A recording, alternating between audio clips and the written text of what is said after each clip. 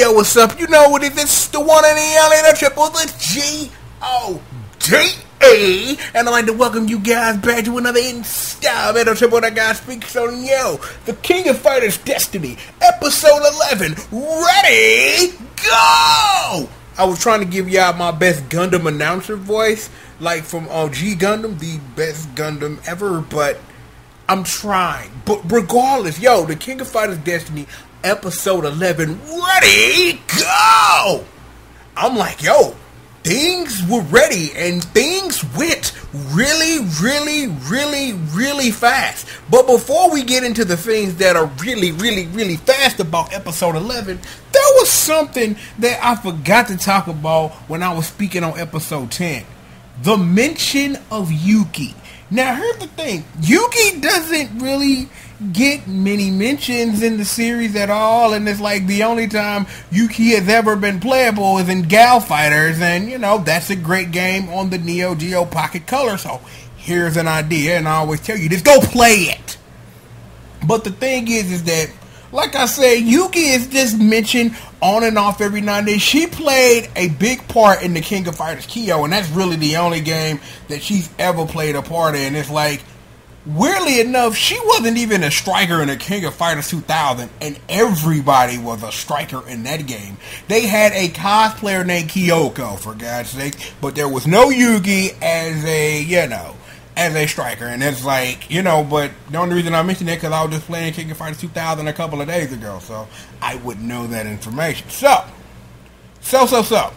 now that we got that Yuki's out the way and things like that, it does bring up the wonder. It's like, how will they get her into the story? How can you really fit that in there, and how can you really do that? It'll be interesting to see what the King of Fighters Destiny will do with a character like Yuki because of how it's doing things, how it's doing what it's doing with canon, because we got a little bit of that. Because now, let's talk about Ready Go! You want to know what the first thing that was Ready Go? Little Rock Howard. Now, Little Rock Howard, this isn't strange. Go play the King of Fighters 2001 when he comes out with Terry and they do the stand up, the little thing, and Rock run out there and then he do the point. See, here's the thing. I don't know if Rock just running around Southtown wanting Terry to pretend to be his daddy is a setup from Geese himself. If really the Geese is some weird deadbeat and Marie is still dead, there's no kind to be heard of, because that wouldn't really matter yet, because something about Carewolf never needing a power vacuum, because Geese Howard, who is Lord and Master of Southtown, ain't dying anytime soon. So you really, again, this is just another one of those things of what part is Rock really playing here? Also, in other news, it's like Angelina didn't even know who he was. So, unless Angelina knew exactly who he was, and it's like, I don't know. As someone whose job is to analyze this show, me no know. Call me Vince LaSalle, baby. Me no know, because I have no clue. Zero. None. No clue at all. So, it'll be interesting to really see, how much of an impact that Rock Howard will have on Terry and an extension Andy and Joe and mine, all the whole Fatal Fury squad, on the show in general, because this is the King of Fighters Destiny. And like I said when we first started this, when I was first starting to analyze the show, is that this is doing a lot of speed up Fatal Fury stuff, skip the art of fighting stuff, a whole bunch of KOF stuff, and like I said, we have an Orochi sports team running around. We have, for all we know, Iori in the cut somewhere ready to jump out, go berserk on fools, and sit up her and slash everybody to death, and then rename himself Freeman, because that's a thing you can do, and that's not an actual thing. So please don't get in the comments Iori is Freeman. That's not true. They are two different people. Freeman is a whole different psycho from a whole bunch of years later. They should really make it roll too. But anyway. Oh, in other news, Terry did not sip on that scissor. Angelina's sitting there pretty I love you, boo, don't do it, save me more. And she pushed it. And she said up here, like, you should leave, Terry. We can run away together forever. Pfft, girl, look. You know me, man. I'm Terry Bogard, big. I ain't going nowhere. So this what I'm finna do. I'm finna walk up out the club. I'm finna get him. I'm finna get a little homie some bread so he can go buy him a 40 ounce. And then I'm finna go put in his work at the KOF tournament. West Side. Oh, no, I'm sorry. I meant Southtown. And he leave. Oh, but not as soon as he leave. Barry Khan's here. And he's just like, felt that bonus game, so we might not be seeing Angelina no more. So say bye bye to all that thickness, cause yeah, she gone. Oh, and then we finally get to the KOF tournament, and it's like, yo, is this World War III from WCW? Cause it's like 4 rings. It's like, yo, you thought 3 rings and surrounded in steel cages is crazy? 4 rings, son. 4 rings. World War III. Actually, you know what? Because I'm finna do this, cause I need to know. Was World War III 3 rings or 4? Because I'm remembering things, I'm remembering things, and okay, when I search for World War III, they like Trump gonna start it. I'm like, hey, you do what you do, homie, and I'm just like, no. Let's see. WCW World War III. Let's read from Wikipedia. World War III was an annual professional wrestling pay-per-view event produced by World Championship Wrestling. The pay-per-view's title was also the name of its signature match, a 3-ring 60-man battle royal. The event took place every November, blah, blah, blah, da-da-da-da-da-da, such and such, and things, and blah, blah, blah, blah, blah. WWE, yeah, they own the rights to World War III, but, WWE ain't finna do no World War III. I remember, I don't know why they didn't keep the Great American Bash around when they was doing that for a while, but, but it's like, given how the schedule for pay-per-views is now and how it was, it's like, it got eclipsed by SummerSlam anyway, but it was good to have some of those WCW pay-per-views. Like, where is NWO sold out, Vince McMahon? Like, yo, when do I get another NWO sold out? Like, WCW NWO sold out. The first one has one of the greatest intros to a wrestling pay-per-view I have ever seen in my life. For life. So I just figured that we would have this wrestling moment, and I will not say anything about WWE 2K18 and how broken it is. I won't do that. But it's really broken. You should go on a website that do not pay me to say his name, but there's a thread, and shout out to the homeboy Hash, he sit up here putting in the work, like showing you how broke this game is. Like, yo, I seen they give like Super Cena, bruh. I'm like, you got TNA guy sitting up here, Crip walking across the ring, and I'm just like, no. Oh, but anyway, the King of Fighters World War III or some joke I was making. Oh, there were fights. Now, because I took some notes on this because I know I wanted to go over this stuff a little bit. I didn't realize that it was actually KOF rules. I thought it was kind of like, if you win a match, but no, it's everybody off the team get eliminated.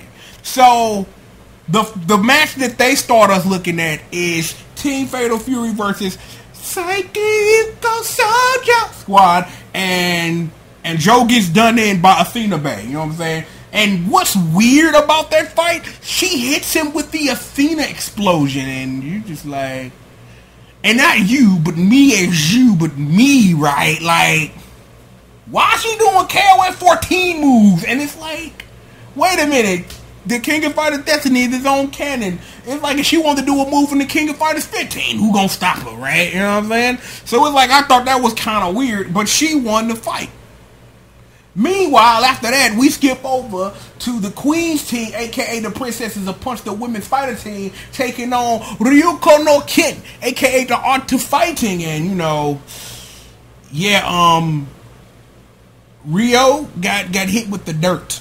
I'm trying to think, What is the name of that move? You know what?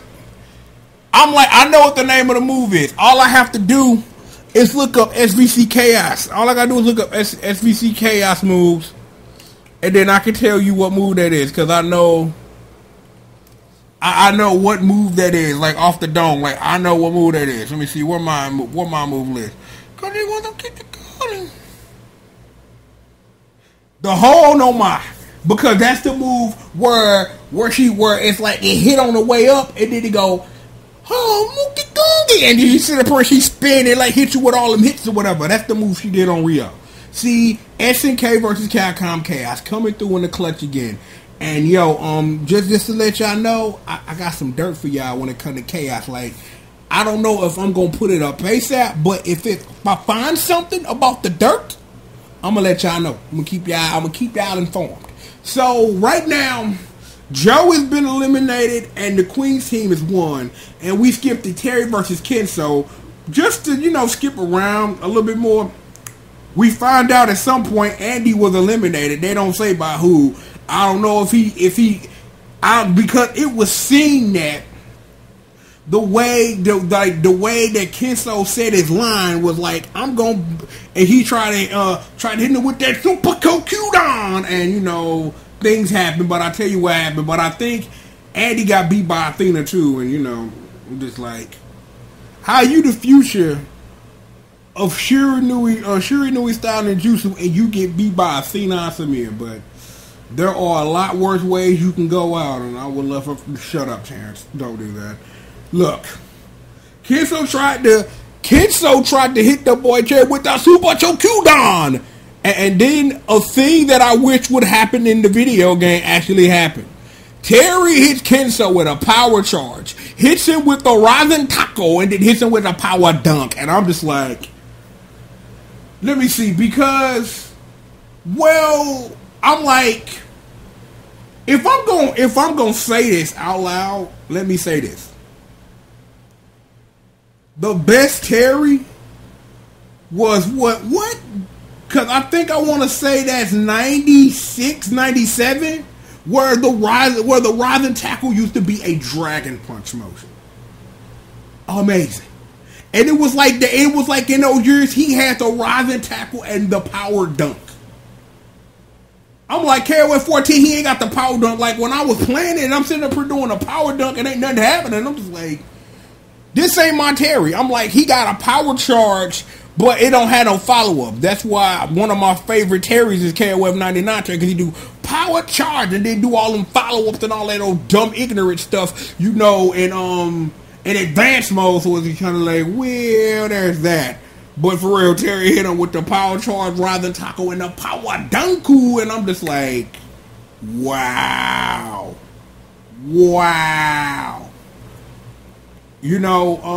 And then our episode ends with the let's go, Teddy, let's go, Teddy, let's go.